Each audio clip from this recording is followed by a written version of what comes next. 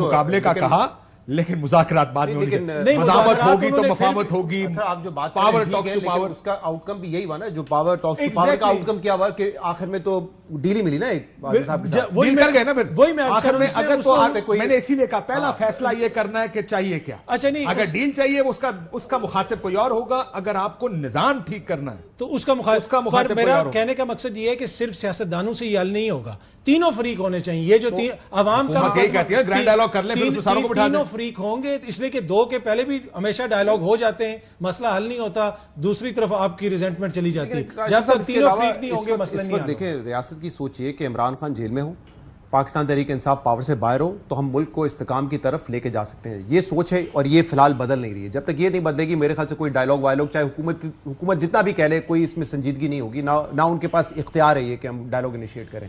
اور مسئلہ یہ ہے کہ عسکری قیادت بات کرنا نہیں چاہتی, سیاسی قیادت سے بات یہ کرنا نہیں چاہتے. وہ راستہ کہاں سے نکلے گا فاضل صاحب. لیکن وہ بات ہوئی نا جیسا علی محمد خان صاحب نے کہا خان صاحب کو رہا کریں, یہ تو نہیں ہوگا. جیسے میں نے کہا خان صاحب باہر آ گئے پھر تو گیم کسی کے خان صاحب کے ہاتھ میں چلی گئی. پوری پولیٹیکل جو لینڈسکیپ ہے اس کا ڈٹرمننگ فیکٹر یعنی کون فیصلہ کر رہا ہوگا, وہ عمران خان صاحب فیصلہ کر رہے ہوں گے کہ میں نے کیا کرنا. سو کوئی زیرو سم گیم ہے یہ مذاکرات کی.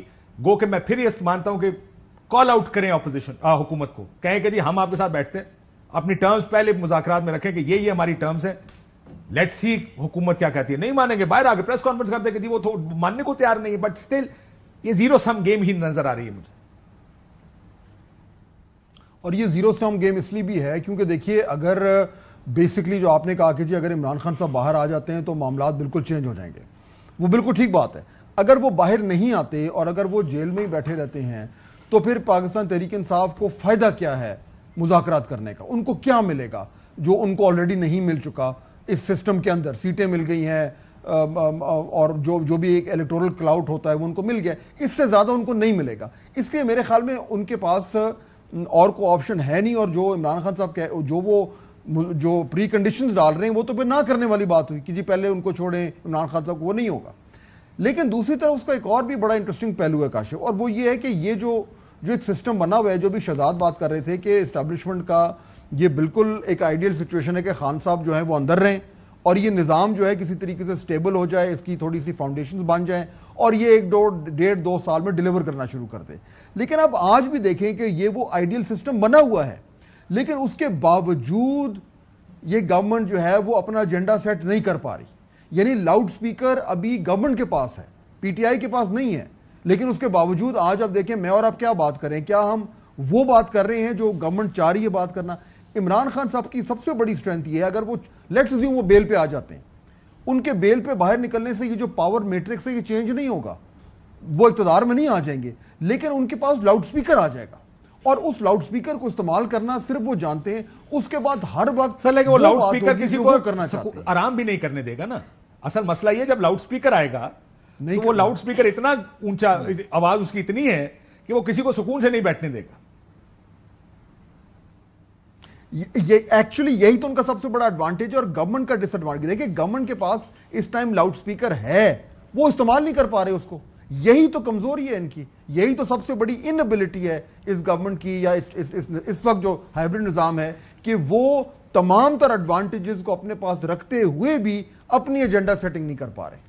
لیکن وہ how do they set an agenda? میں تو اگر حکومت ایجنڈا سیٹ کرے وہ کسی پرفارمنس کی بنیاد پہ سیٹ کر پائے گی کہ اگر وہ کچھ کر جائیں تو ہم کر دیں گے 16 مہینے کی حکومت, کیئر ٹیکر سیٹ اپ اسی کی ایکسٹینشن, یہ سیٹ اپ اسی کیئر ٹیکر کی ایکسٹینشن, سب پچھلے 2 سال 1.5 سال تو وہی ہے. لیکن آخری منٹ ہے, میں اس پہ جانے سے پہلے میاں صاحب کا کوئی مزاحمتی ارادہ ہے یا, کیونکہ میں چاہتا تھا سی ایم کے پی کے نے جو کیا ہے اس پہ بھی بات کرتے ہیں یا میاں صاحب پہ بھی بات کرتے ہیں, وہ ذرا زیادہ ٹائم اس میں نکل گیا. میں تو آج تک اس سوال کا جواب ڈھونڈ رہا ہوں کہ 9 مئی کو ہر جو حکومتی شخص ہے اس نے بڑھ چڑھ کے بیان دیا, ایک سے بڑھ چڑھ کے ایک بیان دیا ہے. میاں صاحب کا کوئی بیان نہیں آیا 9 مئی کو. آپ کو حیرت نہیں ہوئی؟ میں تو کہتا ہوں جنہوں نے دیے ان کو بھی نہیں دینے چاہیے تھے, کیس خراب کرتے ہیں. جنہوں نے دیے ان کے کوئی مقاصد ہوں گے, کسی کو مجبوری ہے, جو بھی ہے. ہاں ایک سیاسی آپ نے وہ پیدا کر رہے ہیں. میاں صاحب خاموش رہے اس دن, اور میاں صاحب کچھ بولیں گے. میاں صاحب سوچ رہے ہیں. فیض اللہ نیازی صاحب کی ان کی ریسنٹلی ایک ملاقات ہوئی اور اس میں میاں صاحب نے کافی باتیں ان کے ساتھ شیئر کی اور وہ بڑی سنجیدگی سے سوچ رہے ہیں کہ یہ جو لاؤڈ سپیکر والی بات ہے کہ کس طریقے سے بیانیہ اپنے ہاتھ میں لیا جائے. اس میں جو اونلی جو ایشو ہے اس میں جو جس چیز کو ہم کاؤنٹ نہیں کر رہے وہ پاکستان کے عوام ہے.